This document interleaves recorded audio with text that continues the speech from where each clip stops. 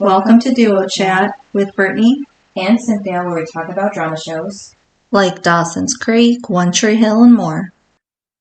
Hi everyone, I'm Brittany. And I'm Cynthia. And today we're talking about season 6, episode 6, titled Choosing My Own Way of Life, aired October 13th, 2008, and the synopsis is: Lucas is joined by a familiar face on his book tour. Nathan questions his health when he was given the opportunity to play basketball again. So Payne wakes up and asks Lucas, why do you guys insist on packing their bags the last possible minute? And Lucas answers to torture them, or torture her. And then she mentions how it's his big day with his first book signing location. But Mouth is going to be there, Omaha, so at least there's that. And then Payne doesn't understand why they're sending him to Omaha. And Lucas says that they like to generate buzz before the bigger markets. And it worked for the last book. And Payne says she wishes she could go with him. And but it'd be awkward because Lindsay would possibly be there. I mean, which makes sense. Mm-hmm. Also, I did think this was a little soon. I mean, just like the last episode, his book was finally all done. Mm-hmm. Like with the cover and everything, and they were just discussing his book tour, and now all of a sudden, boom, here's his book tour, and I'm like, whoa, that happened fast. It wasn't even like next episode. Mm-hmm. That happened real fast. Also, like, how are you gonna be able to get all of those like promotions and like just promoting the tour if it happened a week later? Do you know what I mean? You kind of need at least a couple months, I would think, to promote so that people will come to the book signing. Because think about it, like now with social media, yeah, you can say, oh, I'll be somewhere next week and people will get it from social media. But back then, there was what, MySpace? Facebook was what, just coming out, or, like it wasn't big. I mean, this was 2008. Yeah. So, I mean, and not everybody was on social media like they are now. Like, so how are you going to get people? You're going to put things in cities. I mean, it's just weird how, like, we're going to determine your book tour based on this one signing that just happened this week. Like, what? I don't know. I just like there should have been at least like an episode in between before he went on his book signing, just because it would have made like more sense if it was like, oh, maybe like a month later from them talking about the tour, because then at least you'd have like a month to generate all those people. But people don't even know the book came out, because did they even say when the release of the book was coming out? No, but they probably don't want to like put the show in a certain month of the year or anything. Because I know that it's 2 weeks from the last one, because Nathan brings it up, or Haley brings it up. But that's it. So 2 weeks from talking about a book tour to boom, here it is. Like, what? Like, again, if people don't know, because again, this wasn't an era of social media, then no one's gonna come. Of course not. Like, I feel like it was definitely a setup for Lucas to fail. Because again, who's gonna come if they don't even know the book is out? Right. No one. Because isn't it like sometimes like if like the bestsellers, I mean, like there's a lot of promoting before they have a signing. So I just feel like it was definitely a setup for Lucas. I mean, also this is what, his second book. Right. It's not like some of those authors that have so many that you're like, when's the next one coming? When's the next one coming? They may have just thought he only wrote one book and that was it. You know what I mean? Like people may not have known he was going to write a second book. So how would people even follow along with that? Also like because there's no social media, how are people keeping up with Lucas, for anything, you know what I mean? To like want to go and to his book signing if they don't really know what's going on, So that's why I just feel like it was a fail for him. And also a way for the show to be like, okay, we're going to go in a different direction, like next time for Lucas. I don't know, something like that. Or maybe it was like a way to kind of end Lucas and Lindsay's story of being like, oh, that was the book tour. Now we're done with Lindsay. I don't know, something. Because somehow you got to turn from their story, to a new story. Maybe that was it. Yeah. So then Lucas is worried about Peyton being left at home with Mick because, he still won't admit that he's her father. But yet he still, hangs around. And then at school, Nathan tells Haley with everything she's been through lately, she's sure Principal Turner would understand if she needed more time off. Yeah, and I liked when she was like, well, I just need like a different distraction, which is true. Because like if you're just home every day, like Haley said, like she was just reliving it. Well, that's why, it is nice to get out and stuff. And I liked how it went from like Lucas saying he's going to be worried about Peyton to Nathan saying he worries about Haley. Like I just love it because I love my Scott boys, and I love that they're so protective and loving and caring about their girls. But I was surprised that Nathan said Principal Turner instead of just Turner. Because he's not the principal anymore. Is what? Turner. He called him Principal Turner instead of just Turner. Yeah, but I feel like, okay, like even like some of our teachers, it's weird to be like, call them by like their first name or something. Like you're always, I feel like if you run into them, it's always going to be like Mr. and Mrs. So-and-so. Like it's not going to be like, oh, hi, like, whatever your first name is. It's never like, do you know what I mean? Like, how do you just like run into them and then even though they're not your teacher, you're still going to treat them like that. And like for Nathan, he's not getting paid for basketball because he's not really a coach. So he's not being employed by the school. So it's not like Turner is his boss. So for Nathan, it's always going to be that Turner was his principal. So he can't like navigate that. Like Lucas may not say that because it's more of his boss now. Where for Nathan, it's not. So it's like, oh, he's still always going to be my principal. Even though I will say, I don't really ever recall calling our principals Principal so-and-so. We always just call them Mr. and Mrs. Right. Like we never called them Principal so-and-so. Did you ever call them principal?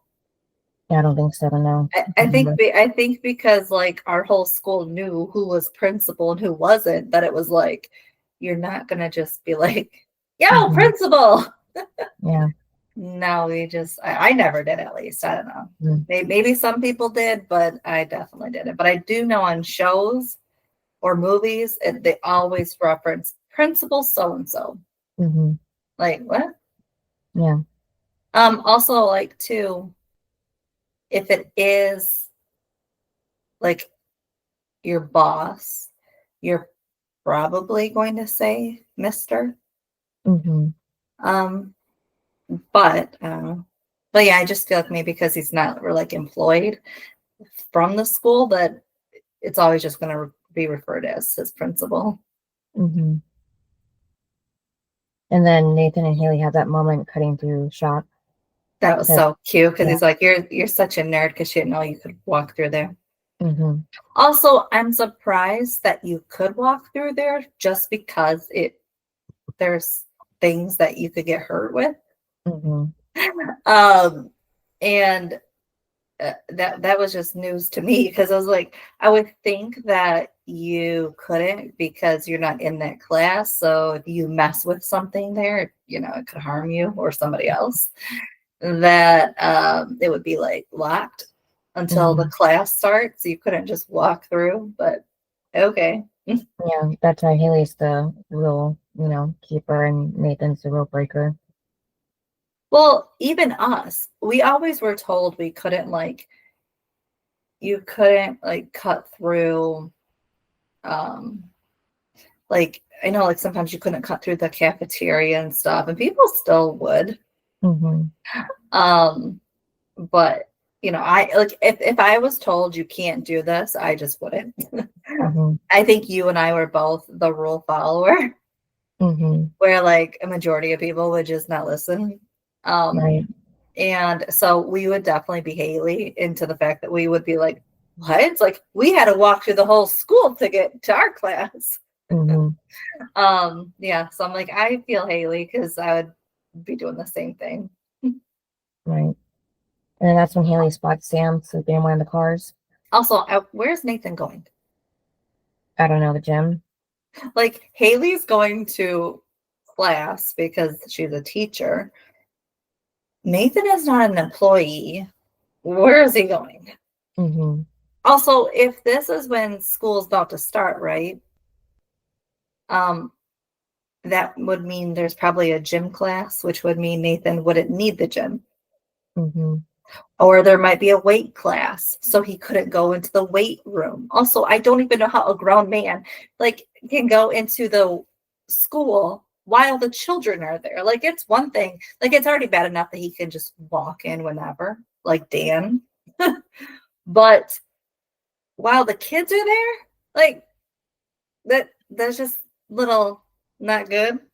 Because that just means that then you run into Dan. It's like everyone is just wandering through the school while the kids are in session. What? I'm like, okay, that's weird. Like, it's not like he's just like dropping Haley off or he's having lunch with her. It's the morning. So to me, that was a little weird. I'm like, those classes would be occupied. You can't just go in and use the stuff because you're not a student. That's for the kids. That's not for you, the grown man. Like, if you want to go to the weight room, there's probably one in your town. Right. So yeah, I'm like, there's probably a fitness center for you to go to. You should probably go to that.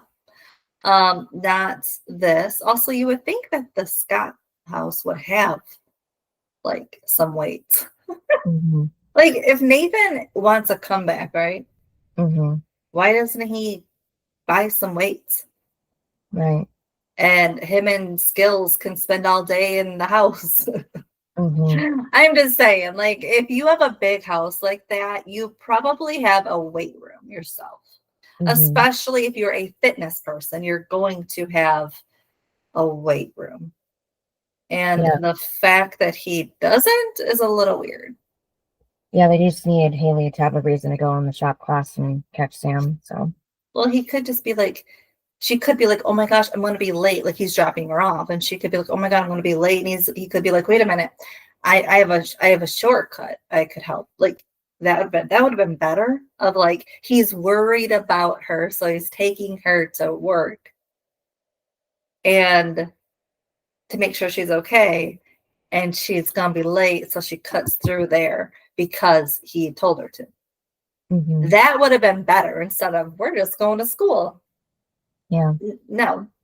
But I did think that, their scene was adorable. And then, but of course, their adorableness stops because she finds Sam. And it was weird because she's like, Nathan. It's like, well, what's Nathan gonna do?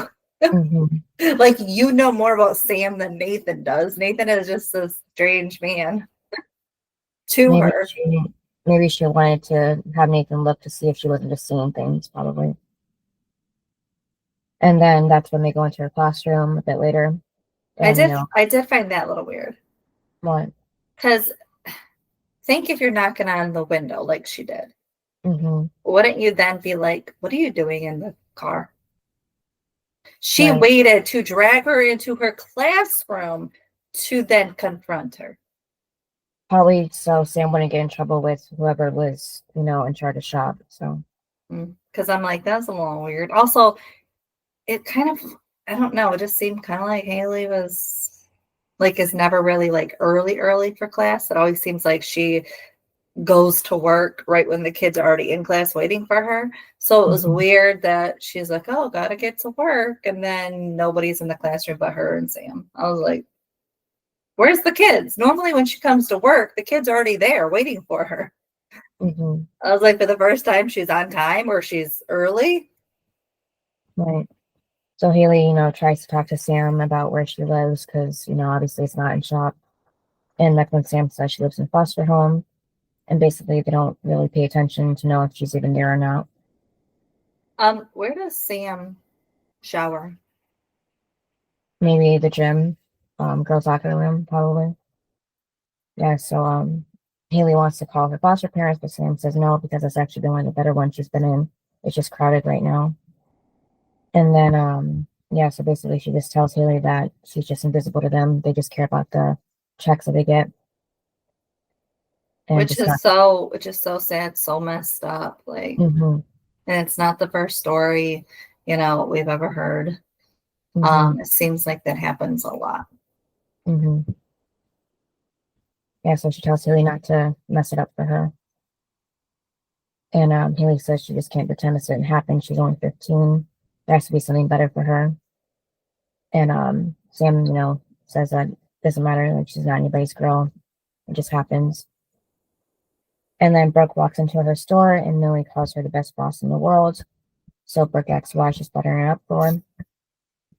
And Millie says nothing. They just have a lot to do. And then Brooke, reminds her that they're staying in a store that has no clothes in it. And she's out of ideas. So Millie says that she's sure about that. And that's when she shows the whiteboard covered with a sheet. I love how Millie just like thought of all these things for Brooke to do. Also, I guess she would have plenty of time since they're not really doing anything. Like, what really are they doing? Like, I know she like hired her back, but for what? They're not really doing anything. It's not like come to work in a couple weeks. Right. So Millie says she just always wanted to pull off the sheet off of something and say blah. And Brooke says now's her chance. But then Millie pulls off the sheet and Brooke just starts reading it out loud right away. So Millie was disappointed and said, you didn't let me say blah. So Brooke reads off skydiving. And, Brooke is confused how that's going to help the company. And Millie says that before she can heal the company, she has to heal herself first. So then Brooke continues to read, like ride a motorcycle, learn French, and, watch every James Bond movie, Oktoberfest. And Brooke asks why, that sounds familiar. And Millie says because they're her ideas, she was listening. And Victoria was telling her that they were stupid or she was too busy to do them. So she, wrote them all down so someday she could. I like when she said, welcome to someday, Brooke Davis. Yeah. And then meanwhile, Skills and Nathan are working out at the river court. And they argue about Nathan not doing the right thing. And Deb is also there. Oh my God, that was crazy because she's like, good job. And then like Nathan and Skills are like, thanks. And Nathan's like, just give me the ball. That was so funny. Yeah. Also, like, why is she there? Just to support Skills, probably. Oh my God. Because like she's never been there before. Like when it was just Nathan. I'm like, oh my God. Also, like, I thought she had, nanny things to do. I mean, Nanny Carrie always found things to do. I guess because Jamie's in school right now, so. Yeah, but like I said, Nanny Carrie found things to do, get people's prescriptions, get involved with like the house. Right. So then Peter walks into the label where Mick is passed out on top of the pool table with the bottle of liquor right next to him. Yeah, and the chip, the 1 year sober chip. Yeah, picking out of his wallet that she sees. I love how she like just like stays there, just like staring at him until he finally wakes up. Yeah, so Payne brings up the chip if he's ever been sober for an entire year. And he asks Payne like what part of rock guitarist doesn't she get? And Payne says she thought so. And he just tells Payne that he wants his chip back. So she asks why does he keep lying to himself? And, he says that she wouldn't understand. And then he just like blurts out, I would have sucked at being your father. Mm-hmm. That's why Ellie and I gave you up. Okay. I've been waiting for this for what, 3 episodes now? It's like for him, for just something, like something more than we've been getting. And it's like, finally, this is what I've been waiting for, but it could have happened last episode. I'm like, this storyline could have been shortened much sooner.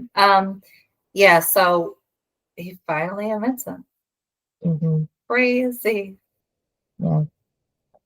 So Payne's disappointed that's all he could tell her after 22 years. But he says it's all he's got.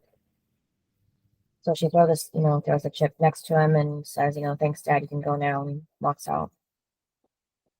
But then Riley goes to walk out, but then Mick makes a comment of that's why he likes being on the road.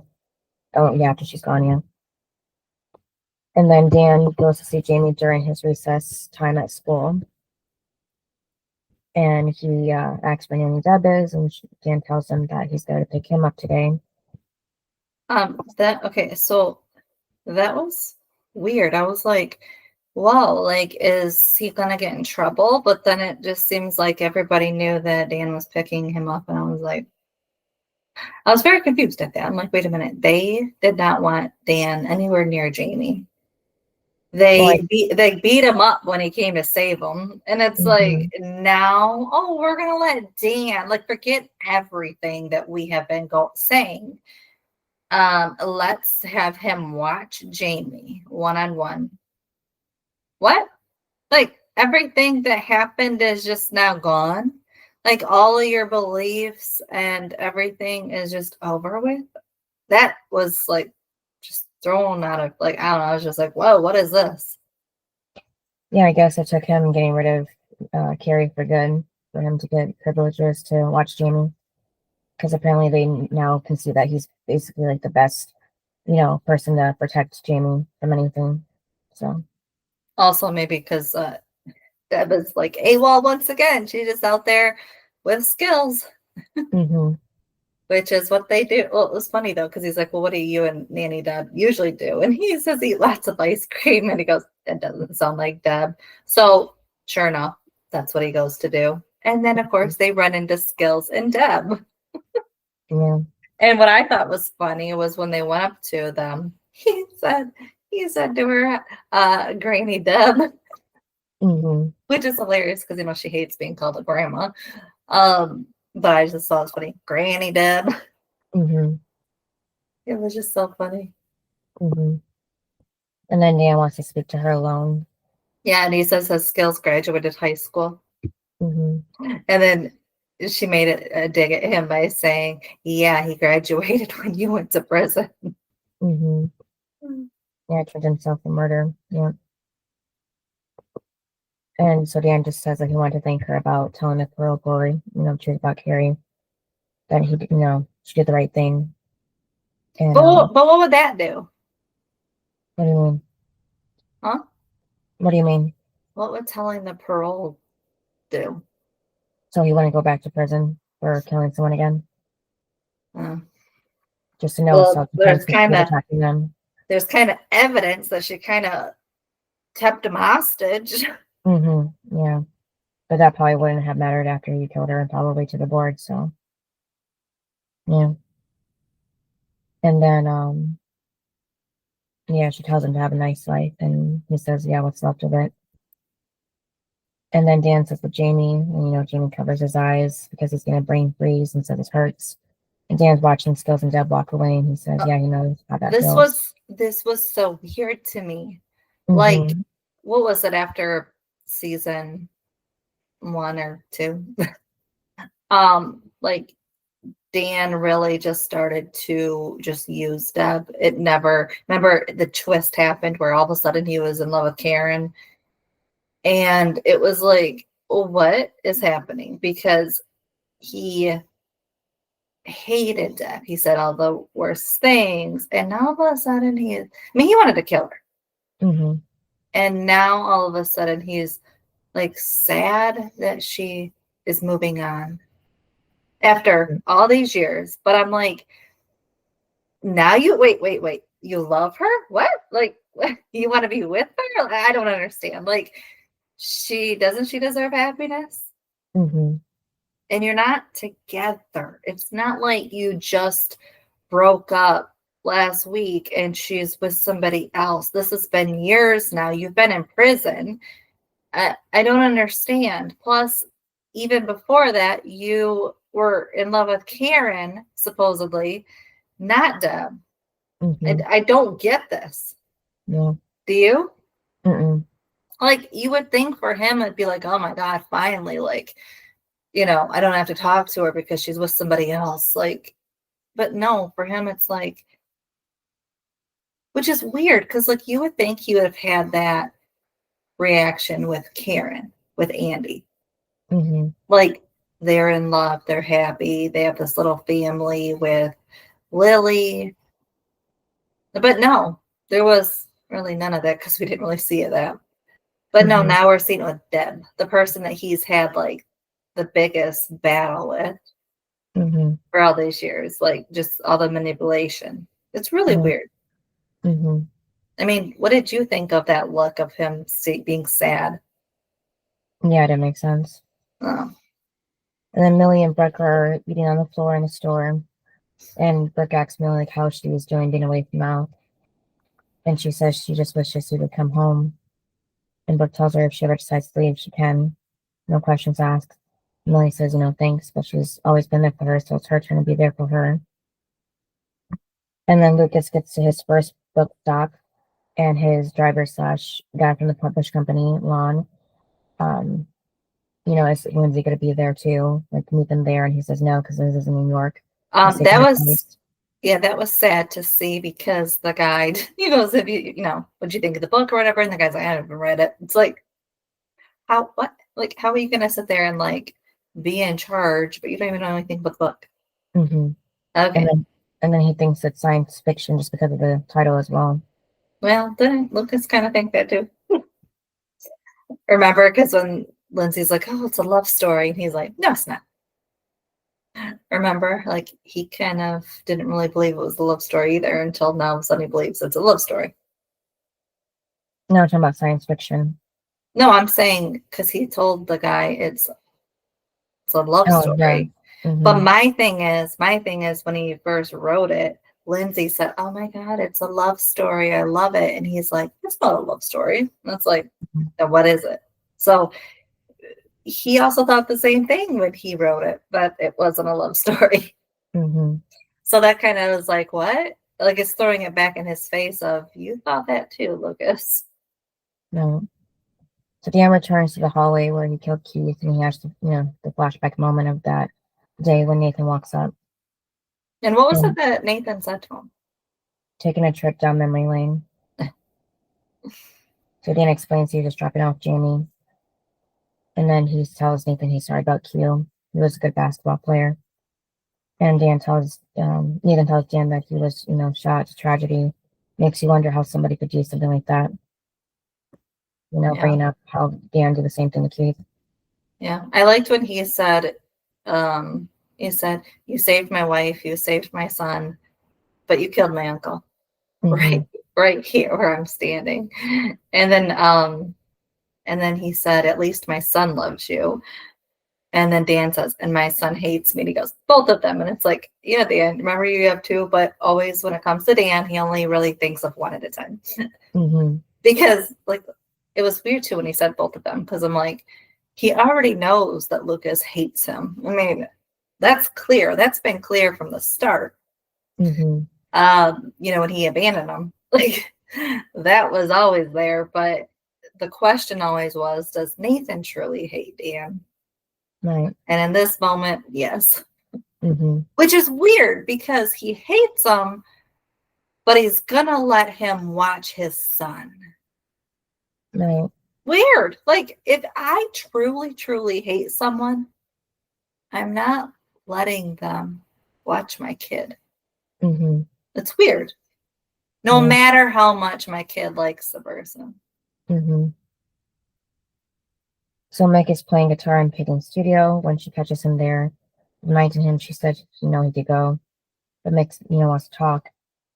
And Payne says, why did he come to Tree Hill pretend not to be her real dad? And Mick asks what, what is a real dad? And she's, because she has one who obviously did a good job with her. And, why does she have to keep pushing it? And she says, because it matters. And he asks if, if this was all because he couldn't tell her the truth. And she says, no, because this is, he missed her whole life and it doesn't seem to bother him. And Mick tells her that she's right. It's probably a good time to move on. And Payne says that at least they can agree on something.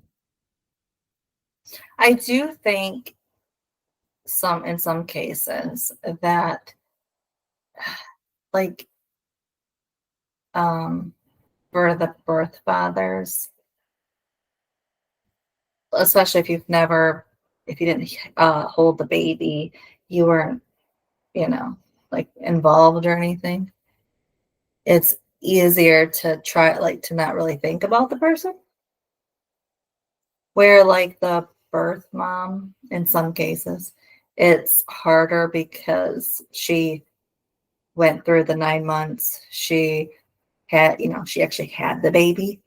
Mm-hmm. She had to give it away. Like, it's, like just that maternal thing that she has where the father isn't really, involved. Because I've also heard too, even when you do keep your baby, like I've also heard it where it's like the father isn't really truly like invested like the mom is for a while, because she's the one that has to take care of the baby, because the baby is like fully relying on the mom, where the dad, after a couple months, then it's like, oh, now I can play with the baby and like get invested. Where the mom, because the mom is the one that, takes care of the baby. So even in that instinct, like the dad doesn't really, he's not like, he loves the baby, but it's not like, it doesn't like hit him for a couple months. And I think, especially for Mick, he didn't really have that fatherly instinct like Ellie did, because he wasn't, he didn't really think about it too much. Where Ellie, every kick, just everything, doctor's appointments, if she had them, just everything, that was going to be the hardest thing for her. Where Mick didn't have that. So I think it was easier maybe for him to not think about Peyton. Where Ellie, that's all she thought about. Right.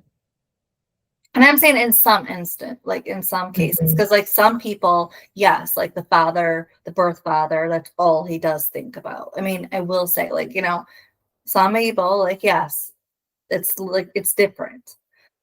But that's why I said some cases, it's just easier for the dad to be like, you're like, the baby's gone. Like, let's move forward. I can move on with my life. I don't have to think about the baby. That's what I'm saying. Like some people. And I think Mick is one of those. It is a little weird that he's now thinking about Peyton, where Ellie thought of her, when she was 16. That, I think that's a little weird. Did he find out Ellie was dying, and then he was like, did Ellie ever say anything about Peyton? And then he's thought about this for 6 years. Well, don't forget, Ellie was actually watching Payne way before she was 16. I know, but she came into her life when she was 16. Yeah. So did like Ellie go to him when she was dying and saying like Peyton's amazing and all of this to him, and then it made him think maybe I should get to meet her one day. Like why now is the question. Like for Ellie, it was because she was dying, but Mick's not. So like why now? Like is it because it took him 6 years to get courage to talk to her, or what? Like isn't it weird? Isn't it weird? Yeah, well, Mick's the guy that leaves, gives up the rights for a kid, when they're born, and also at the same time is the kind of father that will walk away from a child that he has been in their lives for however long, because he also abandoned Derek, don't forget. Yeah. It's just weird. Yeah, so he's just good at leaving, even after staying for a little bit. Well, and he basically gave up Derek for Ellie. No, Derek wasn't. Oh wait, Yeah, Derek's Oh older yeah. than Right. Peyton. Yeah. So, and even like, and so like that's messed up. Like like even though you end a relationship, like you don't end your relationship with your child just because you ended it with their parent. Like you still have, like, it's like you're still the parent. Like you still need a relationship with your child. You don't give that up just because you split with the parent. Like, no. But I do know that's, some cases that's what happens. But it does seem like, that's what he did. He was like, bye, peace out. I found somebody else and now she's pregnant. So, what did he think this was going to be his little family, even though he did say, he wouldn't have been a good one. And maybe, okay, like that's my thing too, is why didn't he say, I clearly would have been a terrible father. Look at Derek. Yeah, I don't know if the writers just didn't think to mention him or what, Because it's not like, because right then would have showed you he was a terrible father if he left Derek. Like, so he would just be Dan. He would leave all the kids he has. So it's like, why wouldn't she think that at all? Like, because that would be in my head was, it's great to meet the person that left Derek and me. Like, Also, I will say, if Ellie doesn't put Mick as the father, she can very easily give the baby up without him knowing. So I will say it could have been a different scenario too if he didn't know. Like she gave up, like he knew she was pregnant, but she just gave the baby up. Like they weren't together when she gave birth. Yeah. Like it could have been that scenario too. Like I know it's not, because he said we both gave you up. But I'm just saying they could have wrote it that way. Yeah. Where he cares a little about Peyton, like he didn't know. Yeah, he could have been on tour or something. Yeah, and she could have done it. I mean, obviously that, didn't happen, but it could have. They could have made it seem like he was a little human. Like, but they didn't. They just continued to make him the evil guy. So at Lucas's book signing, nobody's there. And the guy tells Lucas that this isn't inspiring him to read his book. And Lucas asks whose brilliant idea was it to put him in the science fiction section. And the guy's like, it's about space, right? So Lucas has to explain, no, the comet's a metaphor, and it's a love story. Yeah, but then the guy was like, it really doesn't matter where we put you. I was like, oh my God. Also, the bookstore didn't really seem like it was full. Right. Yeah. Might have not been like busy business hours. And then a little girl walks up to Lucas, asking to sign her book. And then he goes, it's a Gossip Girl book. So Gossip Girl, did it just start at this point? I can't remember when it started. That was 2009, but we're still in 2008, so maybe I'm a year off. But no, it started in 2008 because OC ended in 07, and then Gossip Girl is 08, I think. Okay. And then they went on to go on till what, 2012? Yeah, something like that. Yeah. But then the books have been out longer than that anyway. So. Oh yeah, because they came out way before.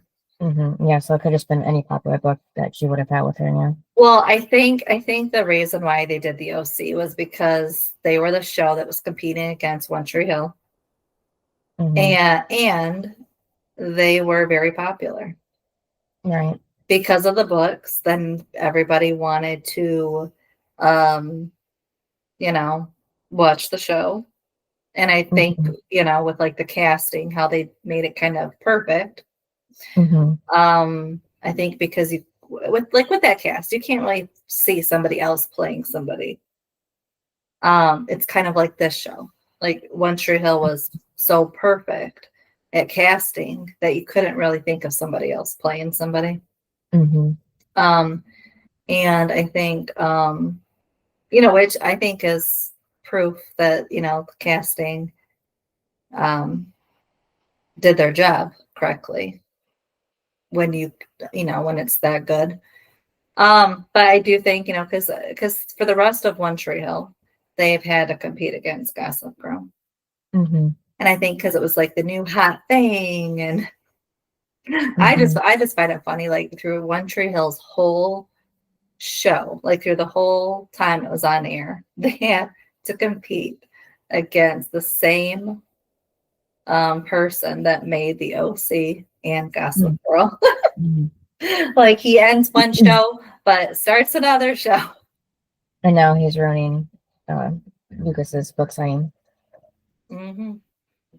Yeah, but that was cute how Lucas told the little girl that he liked her name better because her name was Hadley.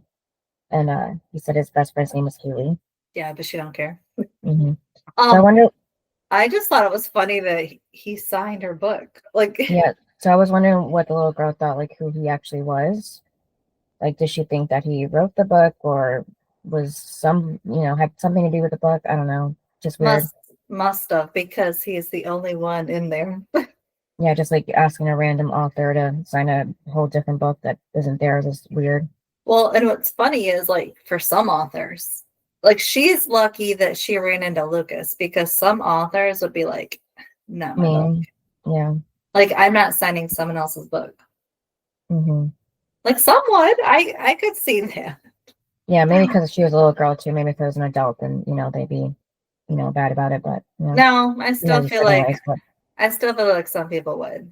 They'd be like, that ain't my book. Like, it don't matter who you are. Mm. But Lucas, I think even if it was an adult, Lucas would probably still sign it. Yeah. I mean, think that was like the first time he got to sign his name that day. Yeah. he got to try it on somebody else's book. Mm-hmm. And that's when Mouth shows up, asking if he's the first or last one to arrive. Yeah, and he's like, "No, you're the first one." And he's like, "It's funny because it took like him like a whole couple seconds to realize nobody was coming." Because he goes, "Oh, like this isn't good." Yeah, it was so funny. Mm-hmm. And then Haley walks in to close over bros, and randomly asks her if she'll foster a child. Mm-hmm. And not any child, or not just any child, but Sam, because she was so funny because what was it that she said about so young? Yeah, she assumes that Sam got pregnant, so that her baby's up for adoption. Oh yeah, because she said she's the kid. Yeah, because she said she ran into Sam and she goes, "Oh, like that's so soon," or like and she's then so young to have a baby. Yeah, and then all of a sudden she said it was her, and she goes, "You're so old." Yeah. Oh my God, Brooke. Yeah, and Haley tells Brooke about Sam's situation, about sleeping in the car at school. Yeah, and she's like, Brooke's, "No, like if you find a little baby, then yeah." I'm like, "Really, Brooke? Wow." Yeah. But I get it because she did steal from you, so Yeah. I feel like you would kind of hold that against the person. Yeah, and even though Haley said that Sam reminds her of somebody like her. I mean, I get it with Brooke though, because like she's still going through something with her mom, the fact that she lost the company, like yes, she gave it up, but she kind of was forced to. Yeah. Like Victoria was never going to stop torturing Brooke if she didn't sign it away. And so she kind of had to. So, I mean, I get it because it's basically a little depression that she's kind of going through now, like the loss of her company, the fact that she doesn't feel anything. I mean, that's a lot. And, she was attacked. So she can't really trust anybody. So I get that whole thing. But I just thought it was the only thing I thought was a little odd was when she said, "Find me a baby." And I'm like then she would. And I'm like, I don't really know if you would even have time or energy for that. Yeah, she just sees as taking care of a baby easier because you wouldn't have to handle like a almost grown person's past and struggles and all that they're currently going through. And the fact that it's a teenager. So Haley, mentions that she thinks of Jamie and how she would do anything to protect him, and she wonders who's protecting Sam. So that's when it like really hits Brooke because she didn't have anyone to protect her either when she was Sam's age. And then back at Lucas's book signing, but still no one else showing up. He says this is embarrassing. And Mom says it's not that bad. So Lucas says the only books he signed were 2, and one was a Gossip Girl book. And then that's when he says, I hear those are pretty good. And he goes, that's not helping, Mel. Mm-hmm. And Mouse says maybe it's just Omaha, and Lucas says he doubts it because it did last, really good last time with this other book. And Mouse says, look at the bright side. He gets to hang out with an old friend, and just then a guy walks up asking for a pic. Yep, and it's like, oh, so things are changing for Lucas. And then the guy walks over to Mouth, and it's like, Mm-hmm. Yeah. They're only there for Mouth. Mm-hmm. Yeah, Mouth says he's sorry to Lucas, and Lucas takes a picture, of course. And the guy makes Mouth do his like catchphrase that he does for the news.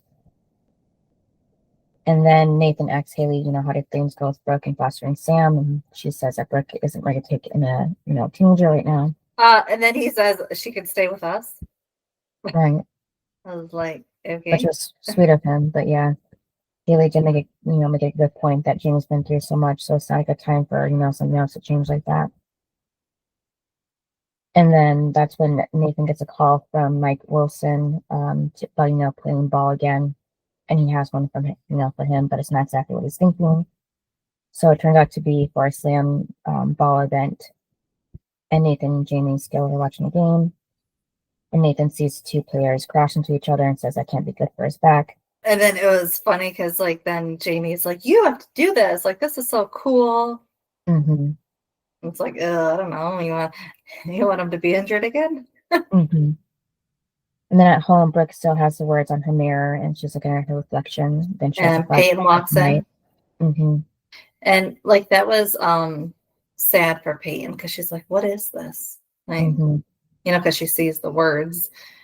And then that's when she tells her that she didn't fall down the stairs. She was attacked. Mm-hmm. Which I was happy she finally told her. Mm-hmm.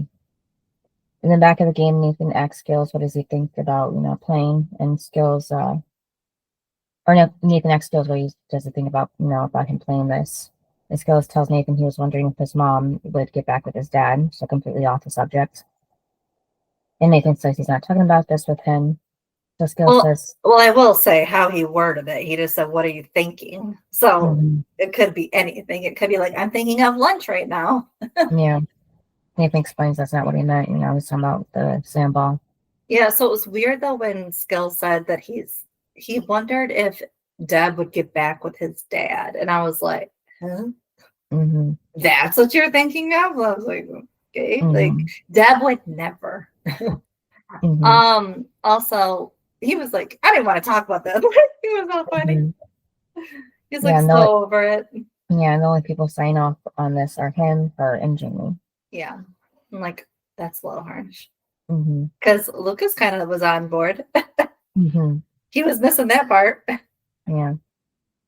And that's when Skills tells Nathan to look at Jamie, who's doing flips on the trampoline, who's just jumping around, having fun. After everything he's been through, he just keeps going, won't let him beat him down. And Nathan said he gets it from his mom, and he goes, and I like when Skills goes, no, he gets it from both of you. Mm-hmm. And then out of nowhere, that's when Owen comes walking up. Okay, I did not know he did slam dunk or whatever this is. Yeah, because we only knew him as a bartender, so this is pretty random, like I said. Yeah, so he never said he did anything else. Okay, so was it that he didn't until he left? Maybe, yeah, possibly. Like after anything's with Brooke, he just wanted to find something new to get into. Probably, maybe. Like because obviously he didn't want to still work at Trick because he'd run into Brooke all the time. So he just ghosted her basically and left, and now all of a sudden he's doing this. Okay. Yeah. So he's getting the thrill of this. And then back at Brooke's, Payne asks her if she really thinks Victoria would do something like this to her, and Brooke says no, but she doesn't know. She thinks she needs somebody to blame. So Payne tells her she wishes she would have told her, and Brooke says she wanted to, but maybe she was just embarrassed. It felt weak, and her and Lucas were so happy she didn't want to ruin that for her. Oh, I was also thinking that when Nathan runs into Owen, they acted like they were like friends, and I was like, when did these two like become friends? Yeah, I don't know. Maybe he didn't know how he kind of like ended things with Brooke, saying he didn't basically want to be a dad, even though that's not what she was trying to be at the moment. Because if you remember, the last thing Owen really knew was that Nathan and Haley were going through the whole nanny Carrie situation. Hmm. That was like the last he ever heard. So I was like, huh? Yeah. That's a little weird. But Hmm. okay, but yeah, all of a sudden now they're friends. Yeah. So for Peyton, I'm not gonna lie, like it was very hard to watch this scene and listen to Peyton.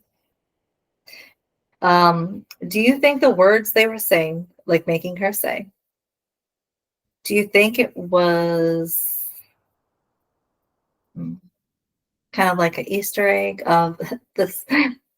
This isn't gonna be true. I don't know. Because Maybe she I'm just said, because she the writer's says like, side. yeah, because she's like, you're stuck with me, and like, I promise, like, I'm not going anywhere, like, I'll be here forever, and it's like, huh? What? Hmm. I was like, wait a minute, next season you're not even gonna be here. What are you talking about? Like, I know Chad and Hillary didn't know this, but Hmm. you would think like maybe the writers knew or somebody. I The don't fact know. that they threw that in there. Yeah, maybe just the creator probably. He probably doesn't really tell anybody anything that far ahead, probably. Especially Yeah. if he wanted to kind of drop it on Hillary and Chad like he did. So Yeah, I just thought it was like kind of funny to like sit back and watch and go, hmm. you're not gonna be there for any of the moments in her life anymore. Hmm. So then Lucas's books are being packed up, and Lucas tells the guy that when they get to Seattle, not to set him up in the science fiction section. But then the guy tells him that there isn't going to be a Seattle. And Lucas asks about the rest of the tour, and that's when the guy tells him it's over. And he's sorry. Okay. It's weird when the guy was like, if they're not gonna buy, like if they're not gonna come here, they're not gonna come anywhere. And I'm like, okay, but you're also isn't Omaha like a small town? I don't know. I don't Let me know, get because back to they kind of put him in Omaha to see if he would do so that he could go to the bigger that. cities. And I was like, okay, but wouldn't he do better at the bigger cities just given the fact that there's more people? Right. Like if you're in a smaller town, nobody knows who you are. And I feel like they couldn't, well, I'm not sure, but I feel like they wouldn't be able to cancel the rest of the dates if they had them set up right away and paid the, bookstores to hold these events. I don't know if they could actually cancel like that. Well, and also remember he couldn't even cancel really because he was getting married. Yeah, Chicago. Yeah, so that's just weird that they just dropped it now like this easily. Also, but I just thought it was weird because he should try a big city and see if it fails. And if it fails, then you can shut it down. But like Hmm. setting him up for one little place and then being like, Hmm. no, wasn't a success. Bye. And it's like, but Yeah, what? like setting them up for failure. Yeah, that's why it just was weird. I was like, what is this? Hmm. So I thought that was weird in my Hmm. head. But okay. But again, I just feel like it was maybe a way for the writers to be like, we're done with this storyline. Hmm. Like, obviously, we're going to continue the season with him in a book, in a Hmm. story, but we're going to change it up Hmm. because we know what the change up is. Yeah, so Lucas wants to talk to Lindsay about this, but the guy said, she didn't agree with it either, but there's nothing she can do. And Lucas figures out that this guy was only brought here on the tour with him to give him the bad news. So basically, they were never going to move forward with this. Yeah, which was, like I said, doesn't make sense that they wouldn't make him go to any place and just do this to him. So it's crazy because it's like they basically knew nobody was going to come. What? Because they didn't do any promotion. Like there was no signs, or it's never it was on the news. Like, oh, this author is coming to town. Like, you guys need to stop in. Like, there was nothing. So they didn't do their job by promoting them, and Hmm. just throwing them in there. What the week later? Like, it's weird. I don't Mhm. even know how this could happen. I will say, not a good way for the publishing company to get new authors, because if they find this out that happened to Lucas, they're not going to want to get signed by them. Mhm. And then Also, af- I do feel like Lucas could have still called Lindsay. yeah. Just to even talk to her about, like, what is going on? Like, did you guys know this? Like, trying to get more information, Mhm. because that I was guess kind of rude. yeah, I guess they didn't want to bring her back in anymore at this point, but they could have just like had Lucas pretend he was talking to her. Yeah. Mm-hmm. That's what I mean. Just everything from now on, it could just be he's acting like he's talking to her. We don't need to see her. Mm-hmm. Or hear her. Mm-hmm. So at Brooks, her and Payne are making cookies, and Payne brings up the one time in second grade when she found out how much Martha Stewart was making, so she started her own cookie business called Brookies. And Payne says the cookies were really bad, but Brooke doesn't believe her. And then Payne brings up the time that she almost burned her house down. And Brooke says that she only set off the smoke detector, and her dad acted like she almost burnt the house down. He was so mad at her. And then she said, no, he was worried about us. And of course, this is like with a switch to Brooke, taking in Sam. Mm-hmm. Because she talks about like how, good, like talking about her dad. And then that's when she said that she was keeping a secret. She met her birth, dad. Mm-hmm. And, he's a mess and everything. And like basically that she had a good dad. And then she talks about how he like wanted her, as in her dad. Mm-hmm.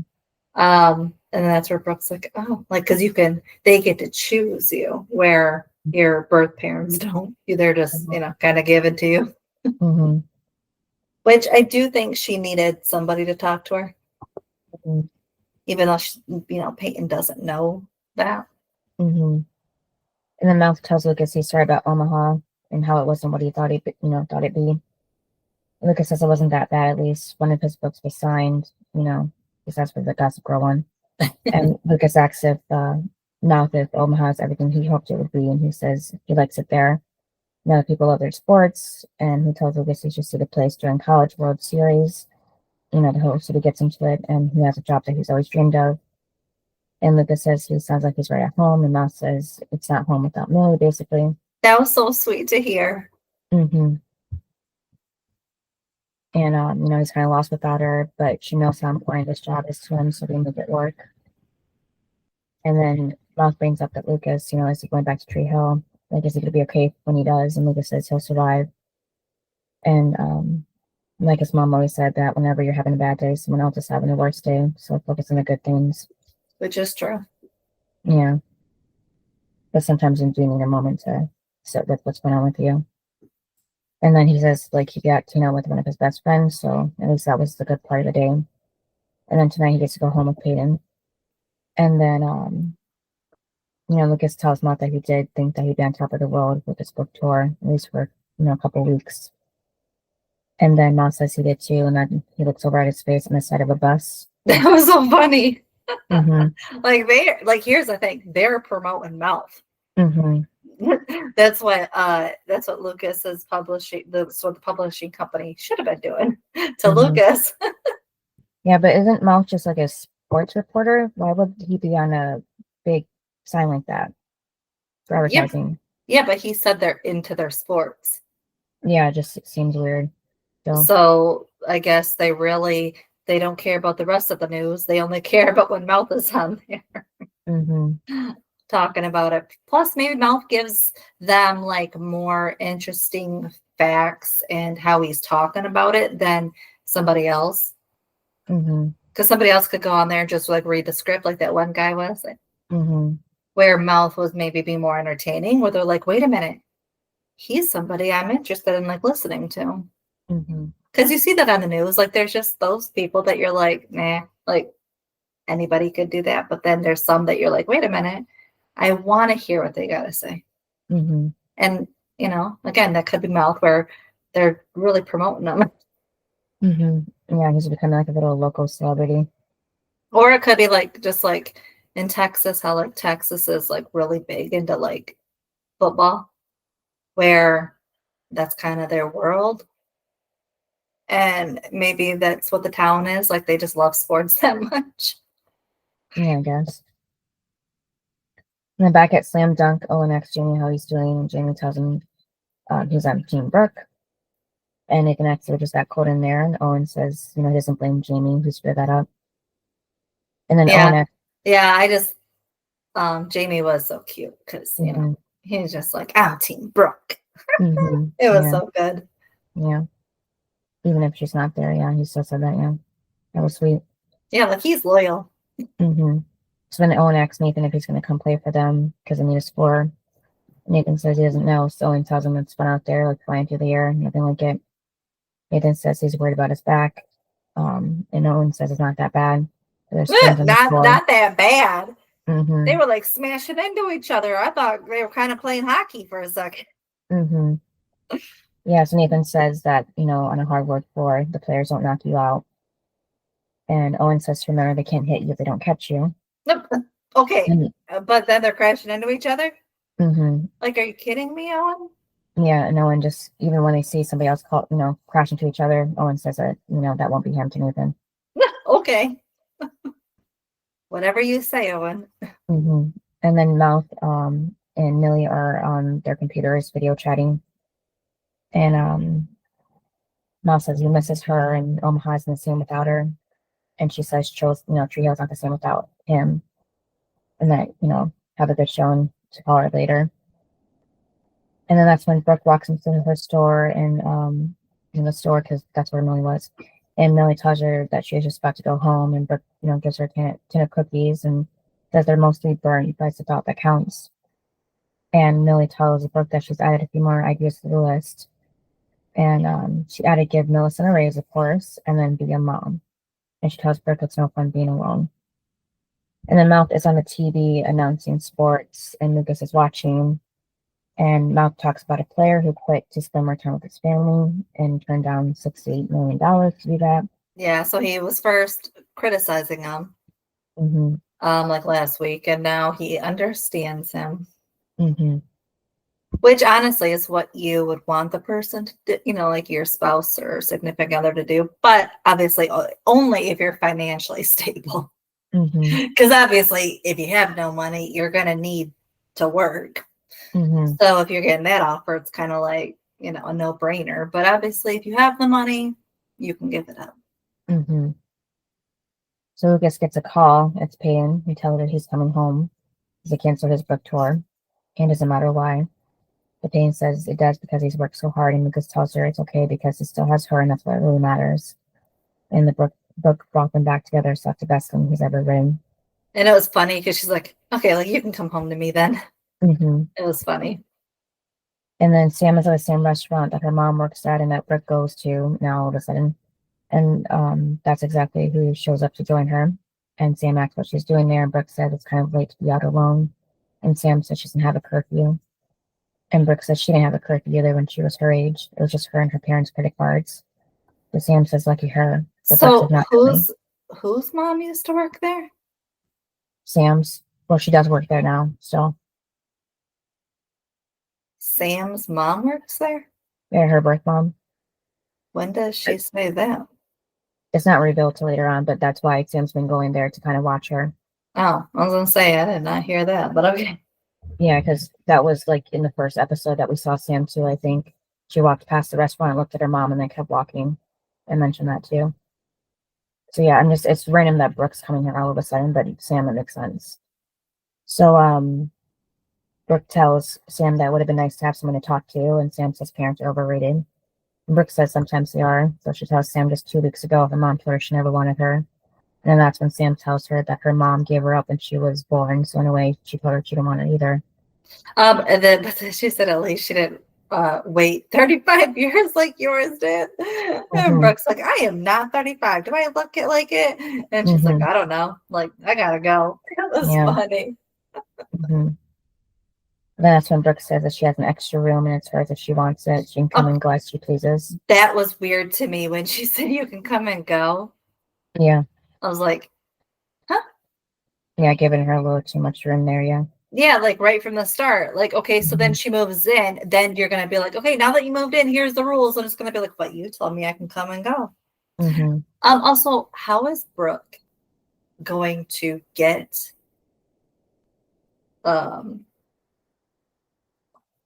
like custody? Even if it's like temporary or foster, like if she's already with the foster family, how is she going to get custody of her? Yeah, because then she'd be kidnapping. She probably would have to talk to Sam's foster parents, and since they didn't care about her even being gone from the house, they probably But just then, but take her. then even if the foster family was like, sure, which I don't think they would, because they would have to then give the money away. Like they wouldn't be getting that extra money that they get from Sam. So I would think they would say no to that, but also I wouldn't think it would be up to them. It would be up to the caseworker of and and lawyers and the law and the judge, and like there's more to it than just like, can the foster parents, are they, gonna say yes or Well, no? Like what? maybe Brooke contacted The like caseworker. or Child Protective Services, somebody, and told her like they weren't even paying attention to when Sam was even there or gone. So at least I'll watch her. So let me take her, that kind of thing. And the foster parents don't want to fight her and like have to go to court or anything for that, or possibly go to jail for not watching Sam. So yeah, they just gave her up like that. Yeah, because I was like, Brooke, you can't just like have somebody stay with you. Mm-hmm. And the people that are legally responsible for her don't know. Mm-hmm. Like I get they're AWOL, but like you said, that's like kidnapping. Mm-hmm. Because legally they'd be like, wait a minute, she's with you. And again, if something happens to Sam, Brooke does not have custody. Mm-hmm. So yeah. Yeah. So she, Sam says that she can take care of herself, and Brooke says she knows she can, but she shouldn't have to right now. Yeah, and she says that you can always sleep in my car. I was like, oh my God. Mm-hmm. Yeah, Because then, house. Yeah. yeah, well, too, she now knows that Haley is the one that's buying this. Yeah. Well, feel like she would have known anyway since she already knew that they were friends, but yeah. And then Mick goes to see Peyton, and she points out that he hasn't come around for 22 years, and now he won't go away. It is funny. Yeah. Well, and also Ellie did the same thing. She just came in really strong and like wouldn't leave Peyton alone. It was, I'm like, her birth parents, they don't know what boundaries are. Yeah, so Payne really didn't get the choice to, decide if she wanted to deal with them or not. To get rid of them. Yeah, they always found her, yeah. And she didn't, and the thing was for Peyton, like she didn't get to like really be nice with it. It wasn't, she had to like yell at them, get away from me, for them to like put boundaries up, even though that never really happened because they still broke boundaries. But it's like she had to be like very tough with them in order for them to back off slightly. Yeah, so I'm guessing Ellie was the one that told Mick that that's where she lives. So I'm wondering if he would have done this like 3 years ago when she was still in LA, like would this maybe not have even happen? Maybe he lost his courage to come back again, to see if she was there, Yeah. I wonder too. But then I liked when he was talking about Ellie. He said that was her chip. Her sober, 1 year sober. Because I did wonder, I was like, is he really sober? Like, and so I liked when he said that was hers. It was when she was pregnant. She wanted to be sober.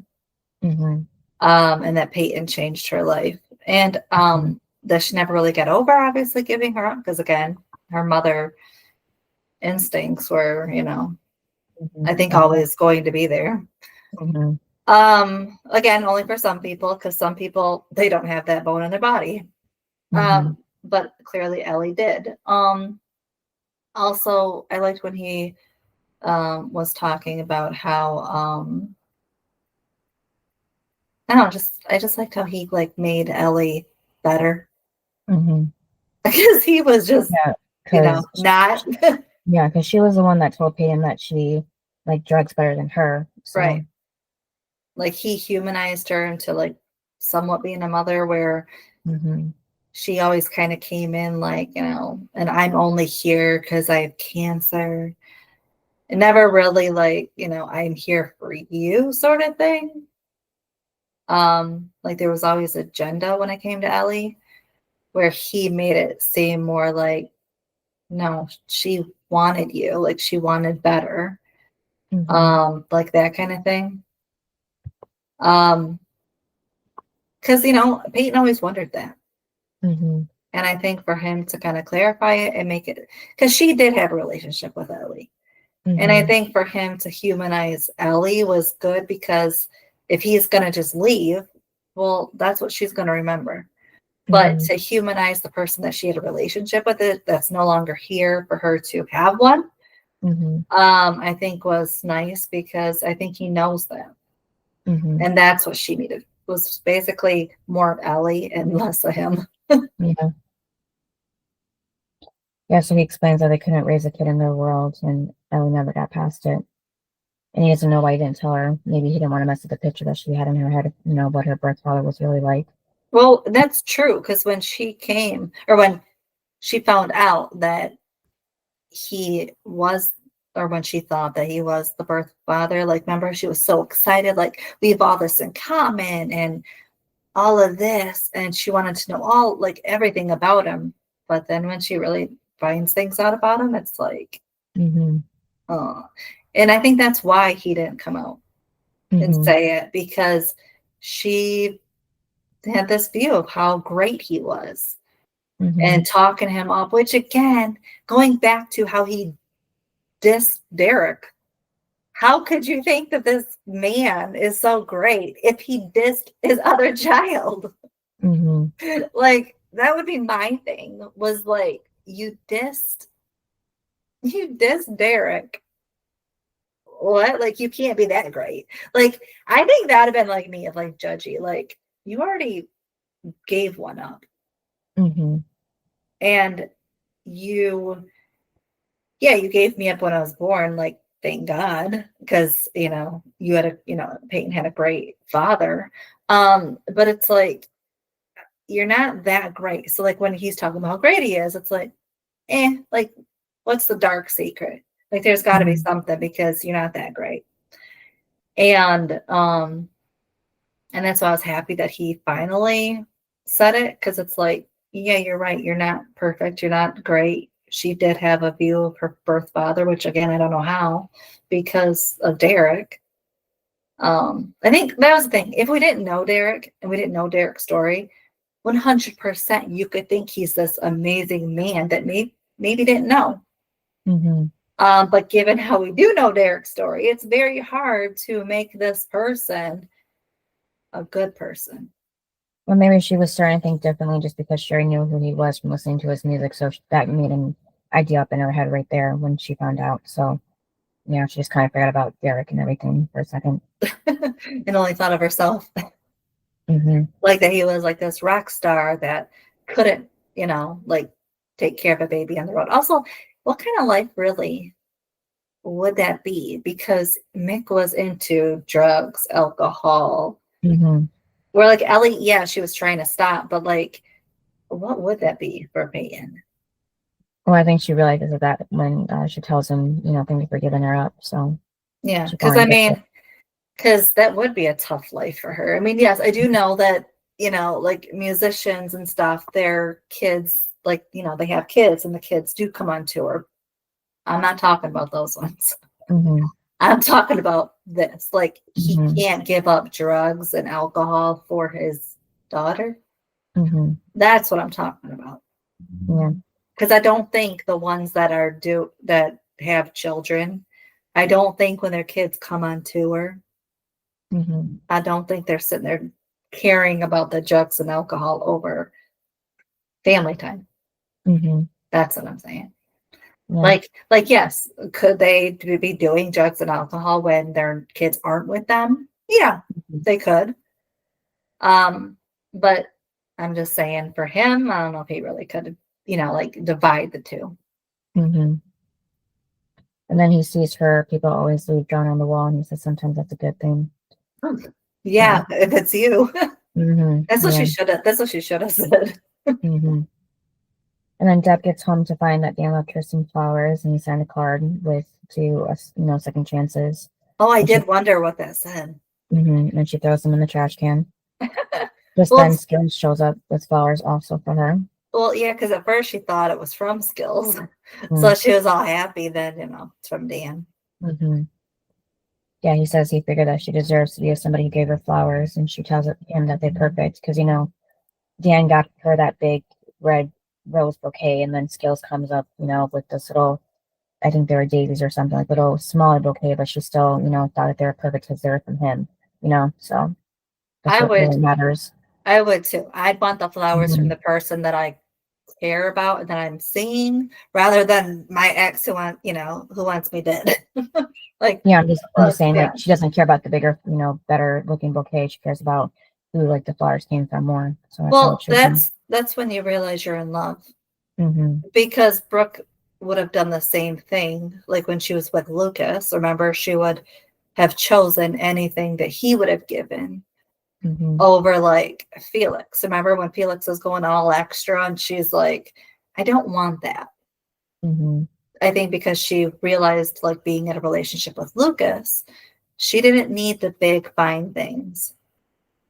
Where when Felix came with money, it's like, it's all great and everything, but it's not, what I need or care about, especially if you don't have it.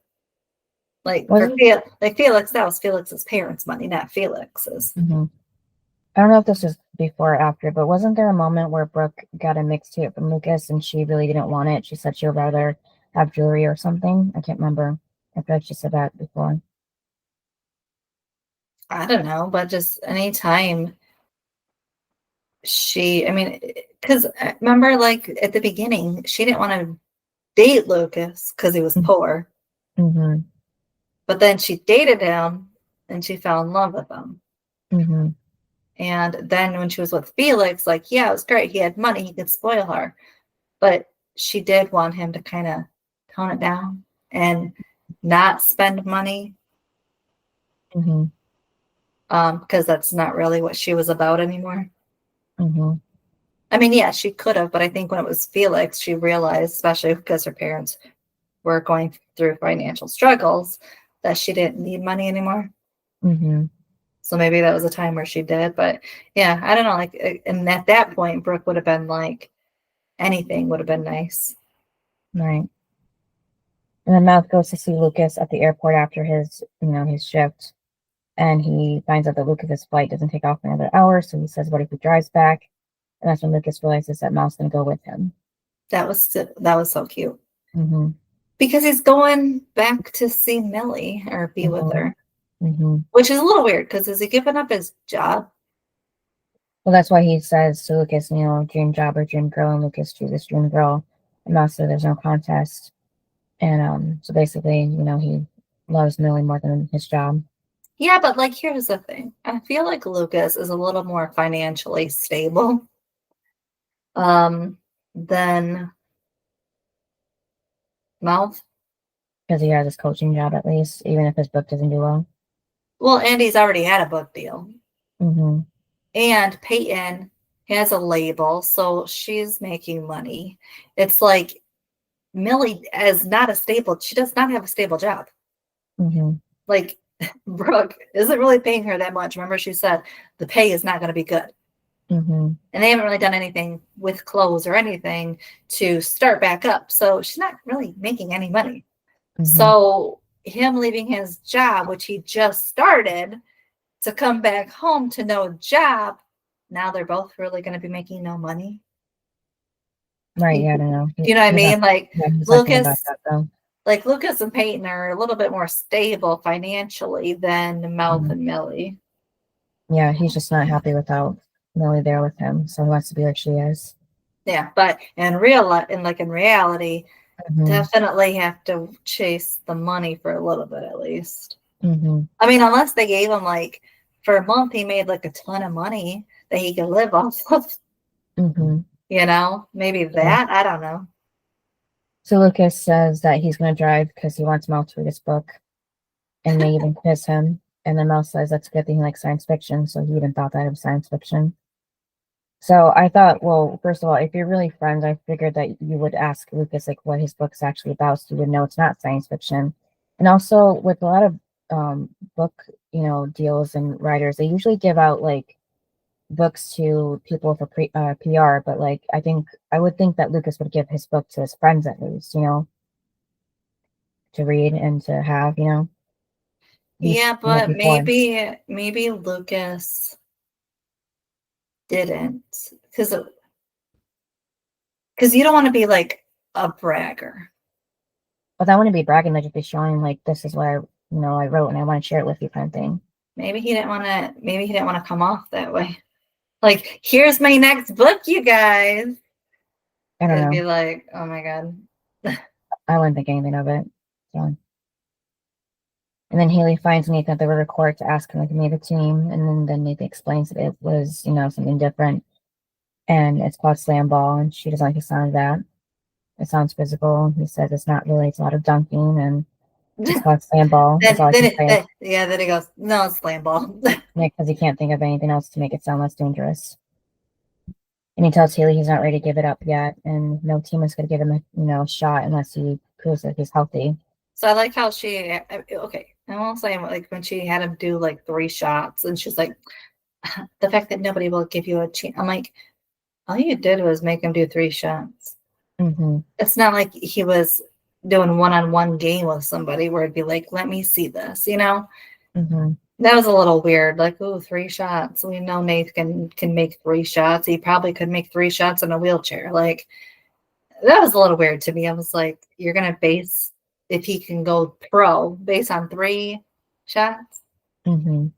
and where he's not up against somebody. Mm-hmm. That was a little weird, but I do like that she was encouraging him. Mm-hmm. I like that part of it. And she part of the comeback. Yep, that was cute. He didn't fight it this time either. Well, that's because it came from Haley. Maybe, but he was saying it with everybody else. And then Brooke gets home, showing Sam around in the room that Payne used to live in. And Sam says she's never had her own room before. And Brooke says no boys allowed. So Sam settles in and smiles at the feeling of having her own room. And then Brooke goes into the bathroom and sees that Payne had wrote on the mirror saying she loves her under all the stuff that she wrote. That was sweet. All the things that Brooke is. Mm-hmm. And then at the label, Payne calls her dad, Larry. She wanted to tell him that she loves him and thank him for being her dad. And then meanwhile, Nathan and Haley are with James. I will say with Peyton calling Larry, I was like, I will say, like, if that was like my kid, you could hear the pain in Peyton's voice, like of her trying not to cry. Mm-hmm. And I was like, I would be like, what's wrong? Mm-hmm. Like, there's gotta be something wrong. Right. Like that'd be my thing of, okay, does my child need me? Because like she sounds like she's calling me out of the blue, and she sounds not good on the phone. Like, but he didn't question it because he never questions anything. Mm-hmm. But I just thought of it. Yeah. So Haley asks Jamie how he's doing, and he says he's still having nightmares, and he gets scared. And Haley says she does too.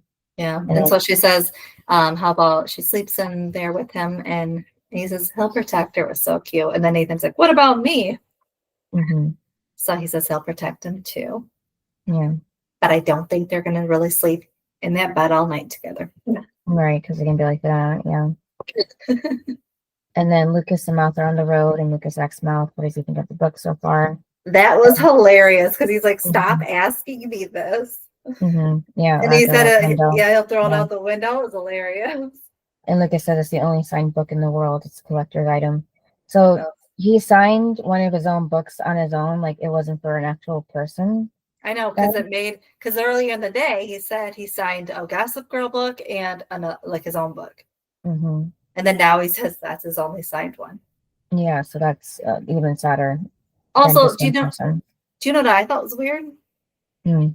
Was that Mouth went there, didn't have a book for his friend to sign. Yeah, that's why I was surprised he didn't have a book already that Lucas gave him. Yeah. Because usually it would be like, can you sign my book? Mm-hmm. Like you wrote this book, you're a professional now, like sign my book. Mm-hmm. It wasn't anything. He was just gonna show up and I'm like, what? Mm-hmm. Yeah. Yeah, real fun to do that, yeah. Mm-hmm. And just then they passed by the billboard and with mouse face on it, and Lucas says that they'll always have Omaha. And Mouse says he just said a mouthful. That's his catchphrase. Lucas laughs. And that was it. Mm-hmm. So for me, the high, I liked seeing Brooke and Peyton together. Because Brooke is finally, like, she finally told her the truth, Mm-hmm. which I think made them have that nice day together. Mm-hmm. Also, I hope Mick is like gone for good. Yeah, I think he is. I also I liked the whole like Nathan and Haley because they are my favorite. Mm-hmm. My low was the disaster of the book signing and everything and the tour being canceled. I just think that was just a sabotage Lucas from the start. I didn't like that. Mm-hmm. Yeah. What about you?